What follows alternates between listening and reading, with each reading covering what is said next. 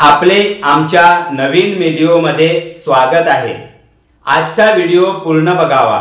नमस्कार, मी दिनेश येवले आपले सुवर्ण समूहावर स्वागत करीत आहे।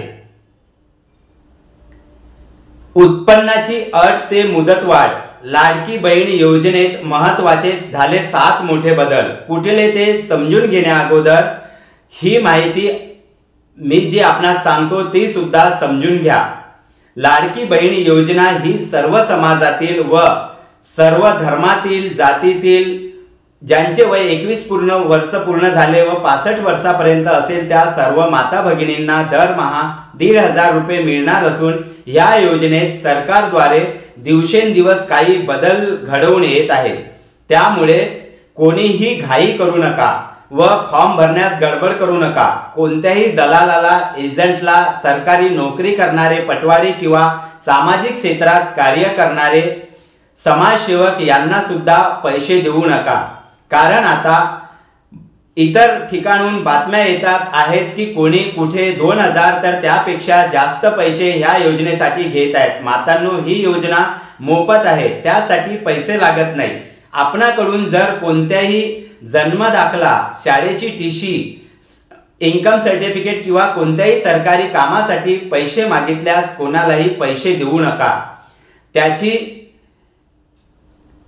आपणास जर समूत नसेल आणि कोणी पैसे मागितले असेल तर तक्रार करा व स्वतः मी खालील सांगितलेल्या ठिकाणी आजची पूर्ण माहिती ऐका व त्यात काय बदल झाले ते समजून घ्या।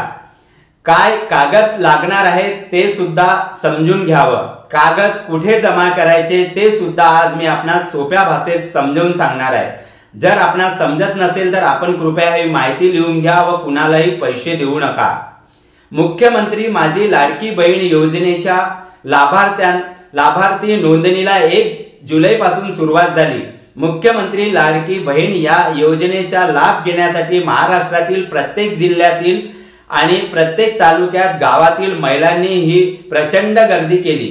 यातील अडती वरून विरोधकांनी सत्ताधाऱ्यांवर जेव्हा निशाणा साधला तेव्हा मुख्यमंत्री एकनाथ शिंदे यांनी विधानसभा अधिवेशनात बोलताना काही नियम शिथिल सुद्धा झाल्याचे सांगितले।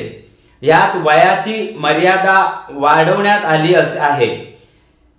त्याशिवाय उत्पन्नाची अटही शिथिल करण्यात आली। उपमुख्यमंत्री अजित पवार यांनी अंतरिम अर्थसंकल्पात मुख्यमंत्री माझी लाडकी बहीण योजनेची घोषणा केली। या योजनेअंतर्गत महिलांना शासनामार्फत दरमहा 1,500 रुपये दिले जाणार आहेत। तसेच यासाठी पात्र अपात्रतेचे निकष सुद्धा लावण्यात आले आहेत। मुख्यमंत्री माझी लाडकी बहीण योजनेत 7 बदल करण्यात आले आहेत। ते 7 बदल कोणते करण्यात आले आहेत ते आपण पाहूया। पहिला आहे की सदर योजनेत अर्ज करण्याची मुदत ही दिनांक 1 जुलै 2024 ते 15 जुलै 2000 पर्यंत ठेवण्यात आली होती।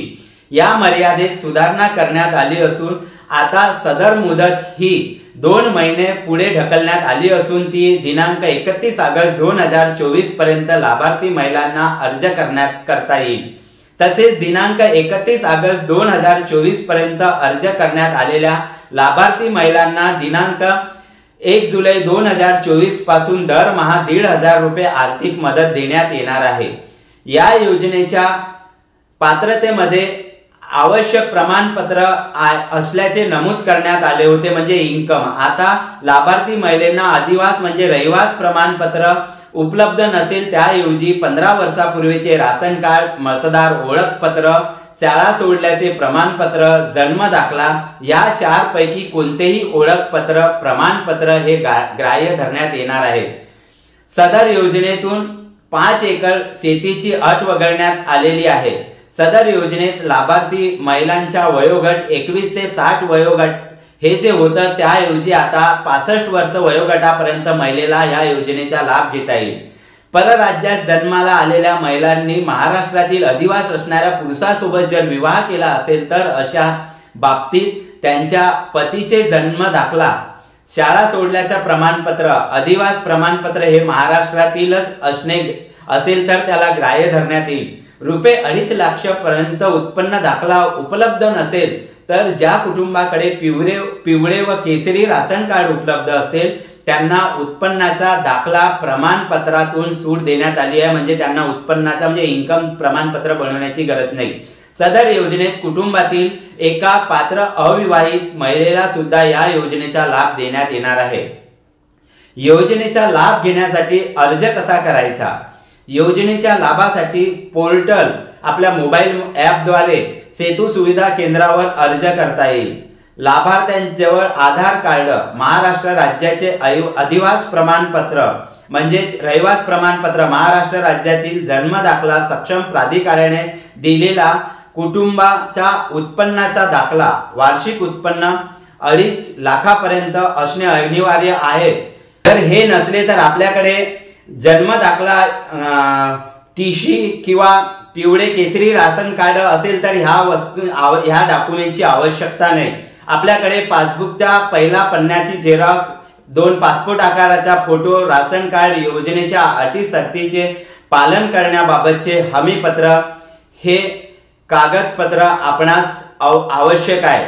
आपण हे कागदपत्र घेऊन आपल्या मोबाईलमध्ये सुद्धा याचे फॉर्म भरू शकता किंवा पोर्टलमधून भरू शकता। ह्यासाठी आपण कुणालाही पैसे देऊ नका किंवा कोणत्याही एजंट आणि दलालाला पकडू नका।